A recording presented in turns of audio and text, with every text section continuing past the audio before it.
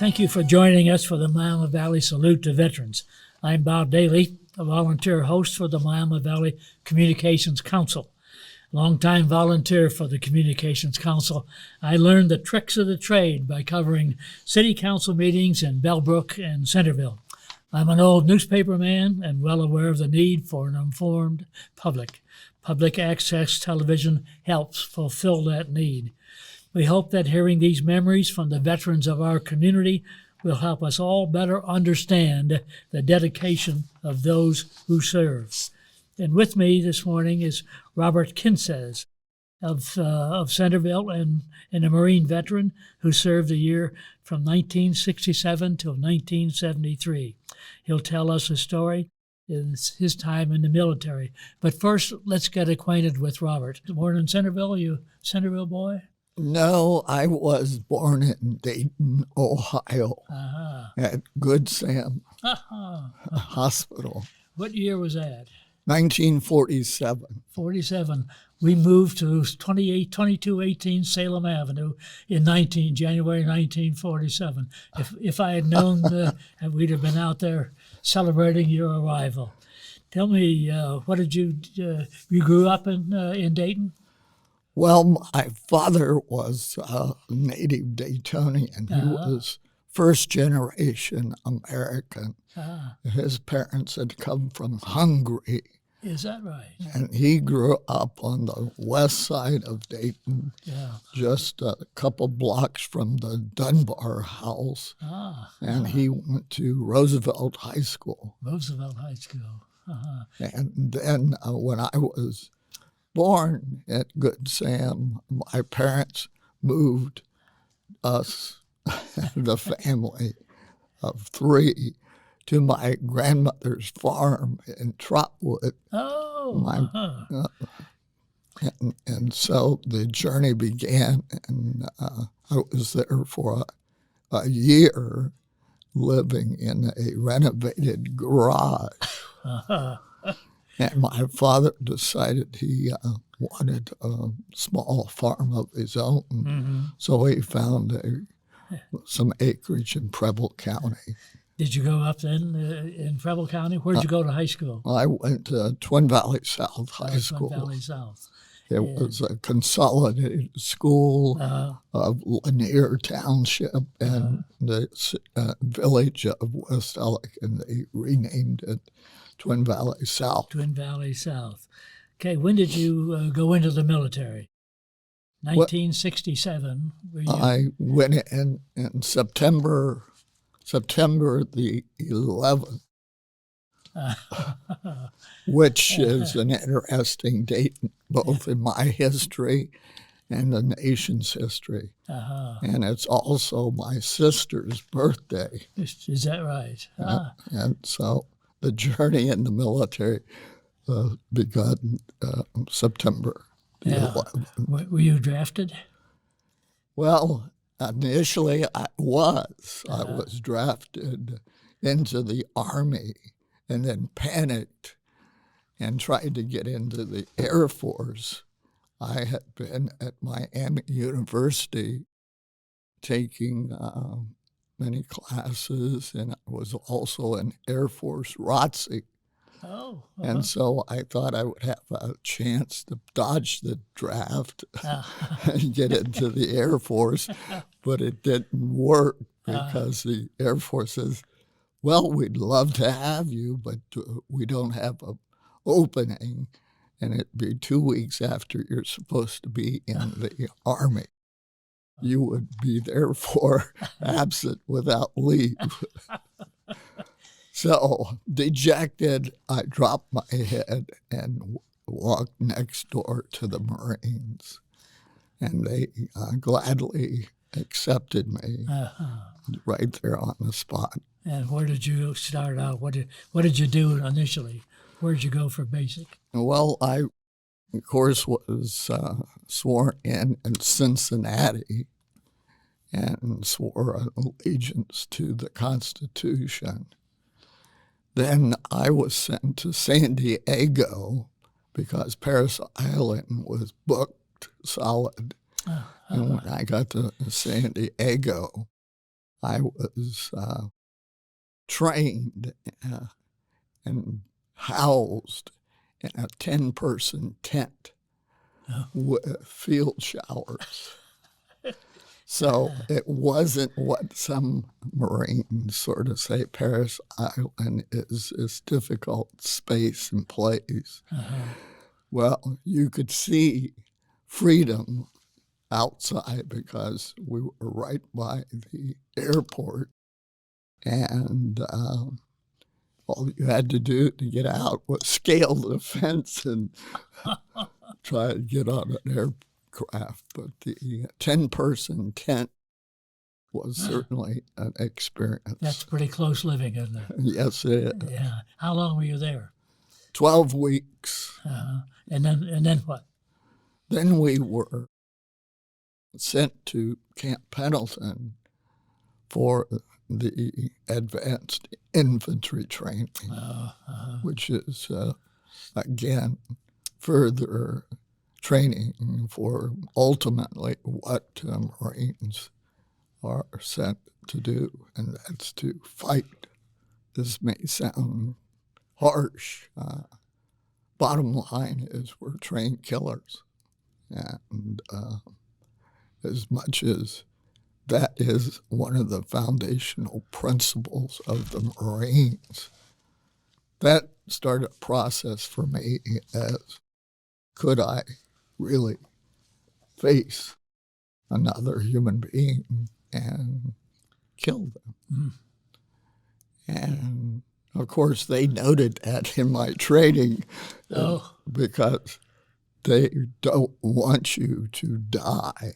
And they want you to really be there for your fellow Marines and succeed in the mission.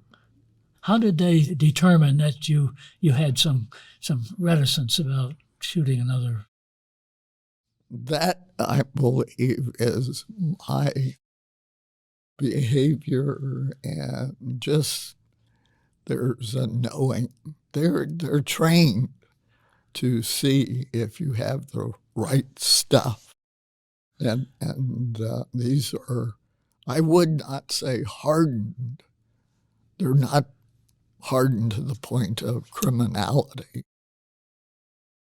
They just understand their mission when given a legal order is to execute that. Yes. And so I would never paint a broad picture of the Marines and how they train us is in some sort of way of being part of a criminal operation. We are certainly guided by principles and humane treatment. Do you remember how long were you there then in that training? That was 5 weeks. 5 weeks. Right. And then what MOS did you have? I was 4071 right out of boot camp, which is quite unusual because they usually assign a general MOS and you're sent to that particular school. And then after graduating from a school, they give you a more specific MOS. My MOS, I was one of the fortunate Marines at that particular time, is in computers, and it has to do with database development. And so I was one of those early participants in modern computers, after which I was sent to Quantico, Virginia, to computer science school. How long were you there?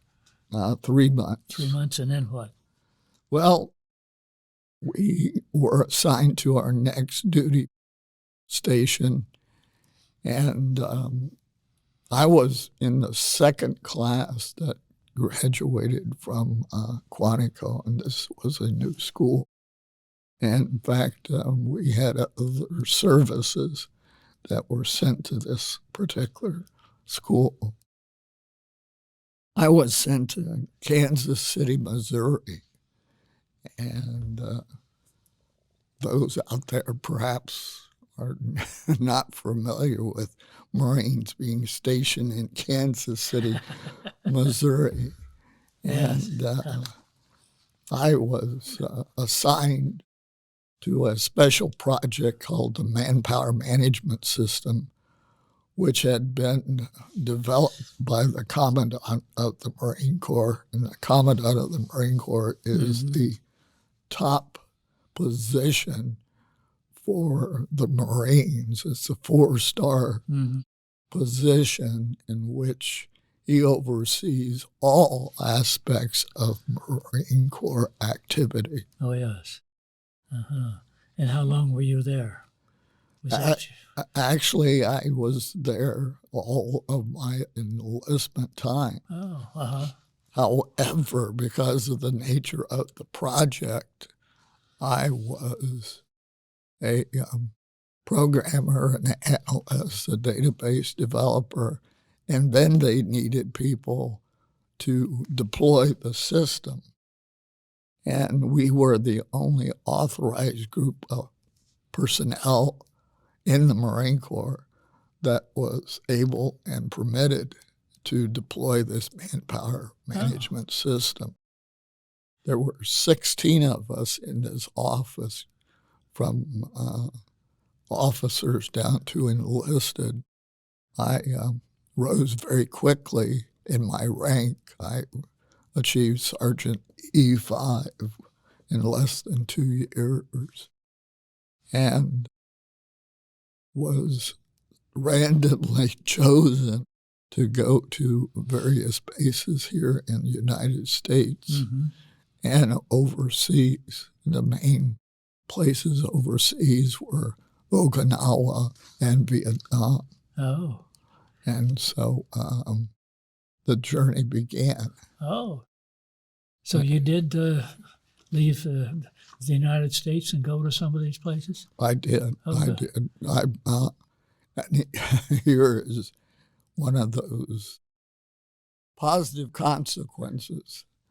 I was fortunate that I was chosen to do this work because there had been trust established that I was capable. And when I went overseas, my first set of orders said Okinawa and Vietnam. I was replacing a staff sergeant who was in charge of all the Western Pacific operations. That's a large area to be in charge of. And he was an E6 and I'm an E5, so now I'm stepping into his shoes. I probably would never have gone overseas.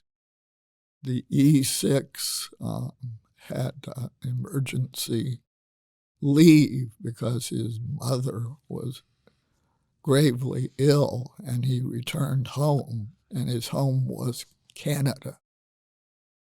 He decided that he had had enough of the Marine Corps and he did not return to his overseas duty assignment. And so they needed a replacement, and I was chosen. And I was very successful in my career. Did you see any combat over in Vietnam? No, I was not deployed to Vietnam. I was only to be deployed if indeed there was a serious problem. And during my short period of time, which were 3 months, there wasn't any sort of disaster that needed my attention. Those minor problems, I spoke with computer people in Da Nang over a Mars station operation. And again, very fortunate that I was not deployed or needed in Vietnam during my particular short time. The the situation is such that we, as Marines, know our basic training tells us we're first and foremost a rifleman. So they kept me out of Vietnam, I think, because of the level of work I did. Oh, sure. So there was some advantage. Yes. Yes. Well, if you're just joining us, this is Miami Valley Communications Council Salute to Veterans podcast.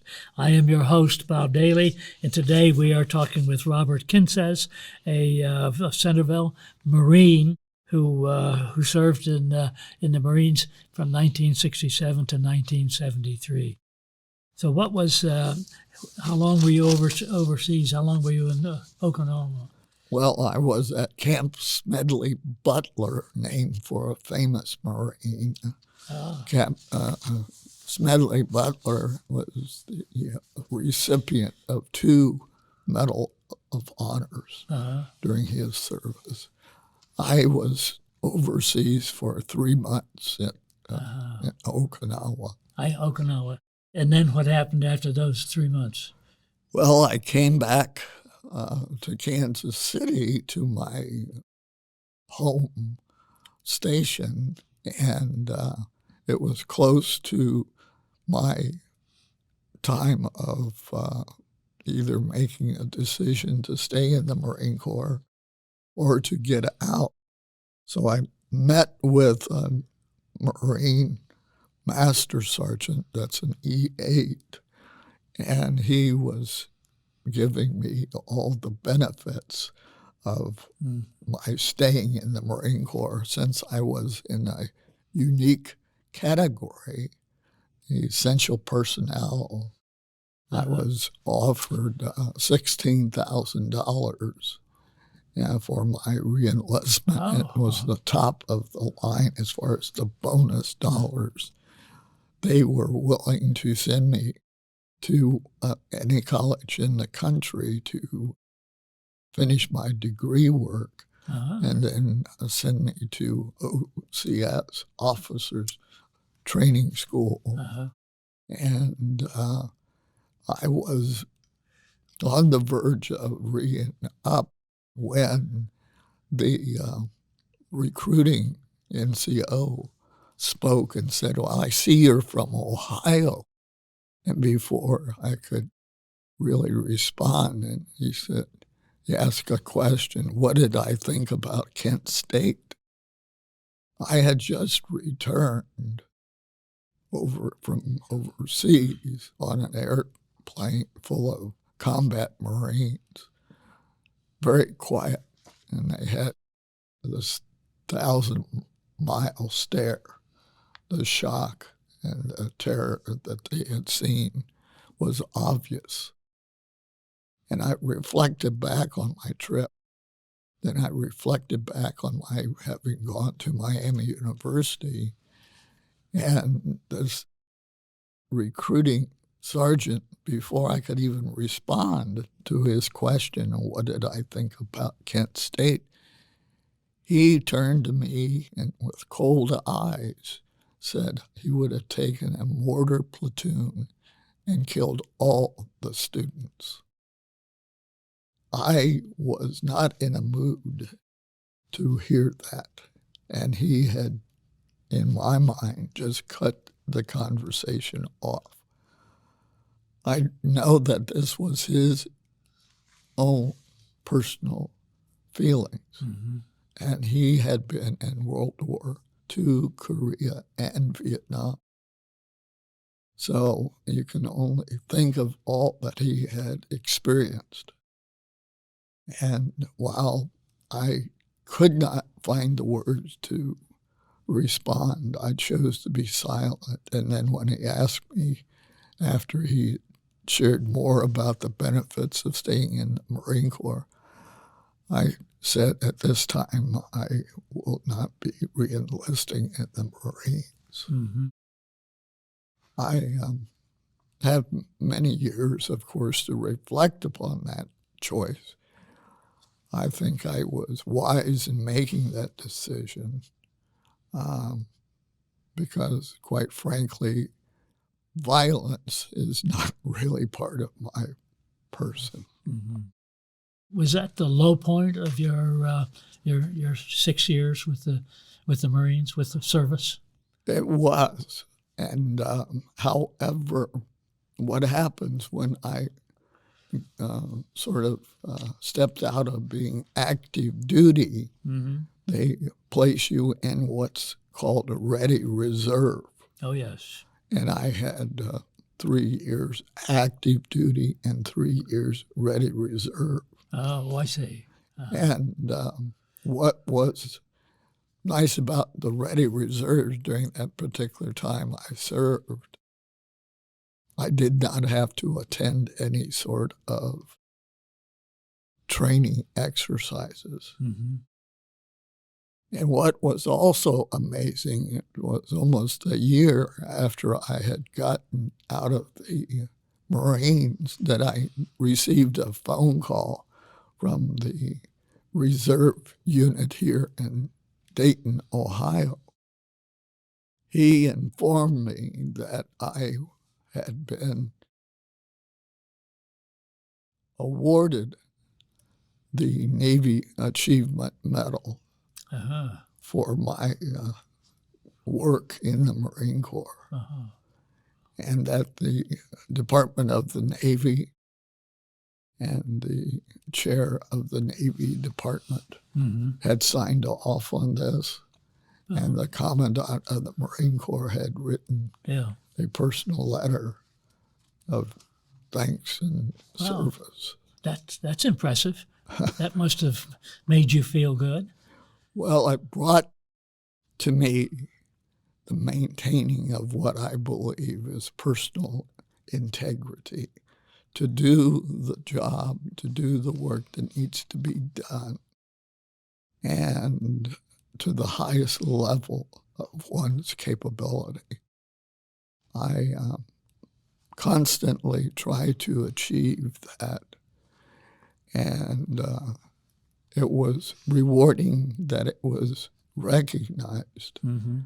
And all along, I'm not a person who is looking to perform for any individual. I hopefully take in what is the project or mission and to do my part. Would that have been, that summary of your experience, be the best part of having been in the Marines? Yes. Yes. Yes. The consistency, speaking truth to power at time, and yet focused on the mission where you understand you fit in with that. You are obviously a proud veteran of the U.S. military force. With your Marines hat, and I can see Marines and the Vietnam veteran and on your shoulders. What makes you, in your recollections of what happened, what are you most proud of? The people that I met, the diversity of those who chose to be, or even those draftees. We did have draft personnel in the Marine Corps during the Vietnam era.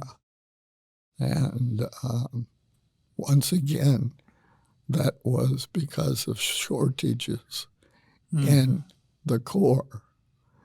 And I met a young man from Southern California, well-educated, Jewish, and he had been drafted. I met a young man who came from New Jersey and had joined the Marine Corps on a buddy system. And he was a fantastic computer person. His friend that came in on the buddy system, unfortunately, was in Vietnam. And as he was cleaning a 45, it discharged and he was killed. And he got that message and he volunteered to escort his friend's body back to their hometown. Oh, boy. I was volunteered in my early part of my active duty to be part of a burial duty. It was one of the most impactful times in my life. Mm-hmm. It was in the middle of Missouri, and we arrived as stoic Marines and somber and sat in the church while the parents were there with the coffin. It was a closed coffin because we had been told, and the parents weren't told, that there were only body parts in this coffin. I cannot remove the crying that the mother was expressing. It was very emotional, and I found myself writing my mother a letter about the experience, and for 10 years or more, I could not, without breaking down, tell this incident. You are obviously a proud veteran. In 1966, there were a lot of young men who were avoiding the draft. Why didn't you? That's not so much a difficult question. I felt that all in my high school education, there was an obligation to give back to this country. I'm blessed in the way that why did my birth happen here in the United States and not in Africa or not in Central America? I am very humble to accept that which I'm presented with. And my parents and my father had served in World War II. So there was perhaps this feeling of obligation. However, beyond that, I also feel wherever I land, it's to make the best of my circumstance. Life gives us choice, and sometimes we don't understand all the benefits or all the consequences. I have been richly surrounded by people like yourself and others who I can learn from. What was your best experience in that 3 years in active duty and 3 years in the reserves? Well, as far as in the reserves, it was the best when I received the award from the Department of the Navy. It's nice to display an object, but the best part, again, is the relationships overall, both in the active duty area and the reserve area. Yeah. I'm a quiet, sort of introverted person, and yet I get joy, and I can use joy as the word that I love to listen to story. And that helps with embracing my fellow human beings. What did you do then when you were discharged? You finished your reserve duty. What did you do? Well, I went back to Wright State University. Wasn't really prepared for some of the changes as far as from the military, where one is very built on camaraderie and a depth of relationship. And so that was kind of a shock. And so I went and transferred to Sinclair Community College and pursued a degree in biology and graduated with honors. from Sinclair and was a member of the Honor Society. And I began to do volunteer work in the community. Then I went to University of Cincinnati and pursued a degree in natural science and computer science, and did that in a night college. I was fortunate that I got a job at Wright-Patterson Air Force Base as a computer specialist and was very active in many programs with the Materials Laboratory, which is a research arm of the Air Force. Are there concerns in adjusting to civilian life? Well, certainly, I had heard that some of our veterans during that Vietnam time frame had been more or less not warmly welcomed home. My family embraced me, and my small community embraced me.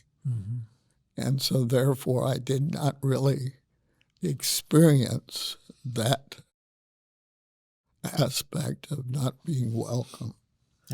And one of the other things, there's this mythology about Marines being the toughest and the few, and what's the Marine?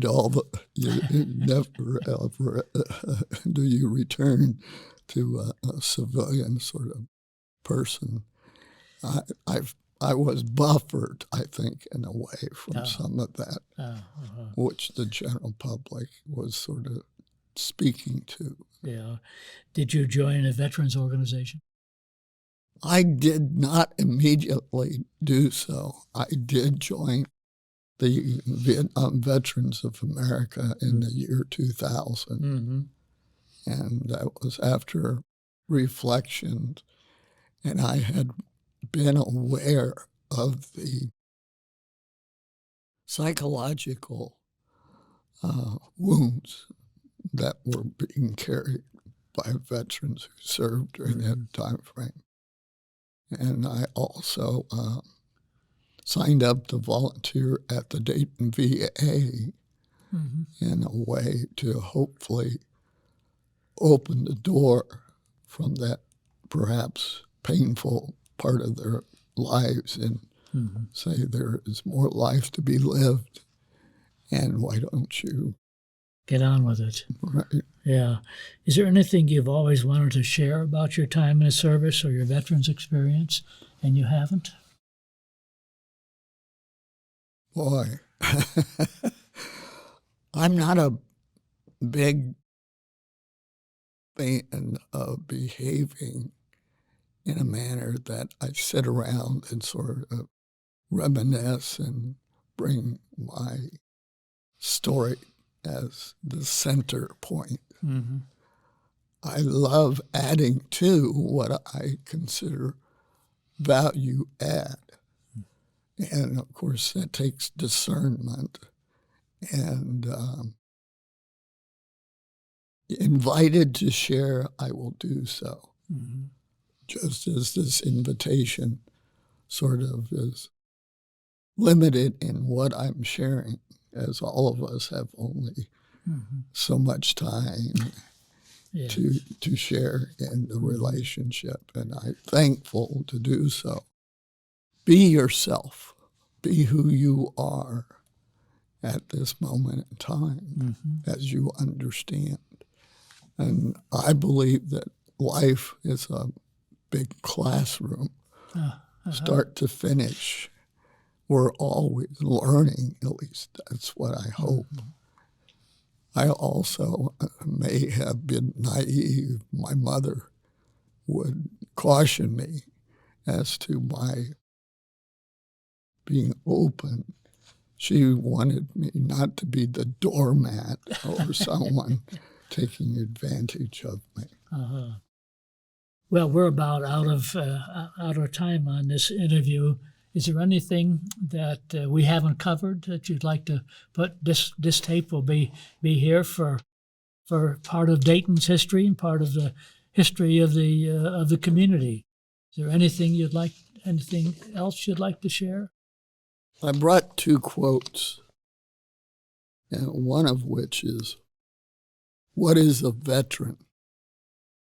A veteran, whether active duty, discharged, retired, or reserve, is someone who, at one point in his life or her life, wrote a blank check made payable to the United States of America for an amount of up to and including his or her life. This honor, and there are way too many people in this country today who no longer understand that fact." And one of the other quotes is, "My parents were so generous in allowing us to read, us being my brother and sister, that one of the profound past Americans, Ralph Waldo Emerson, wrote, 'To laugh often and much, to win the respect of intelligent people and the affection of children, to earn the appreciation of honest critics and endure the betrayal of false friends, to appreciate beauty, to find the best in others, to leave the world a bit better, whether by a healthy child, a garden patch, or a redeemed social condition, to know even one life has breathed easier because you have lived. This is to have succeeded.'" That's a perfect way to end this interview. Thank you, Robert Kinsess, and good luck. Thank you, sir.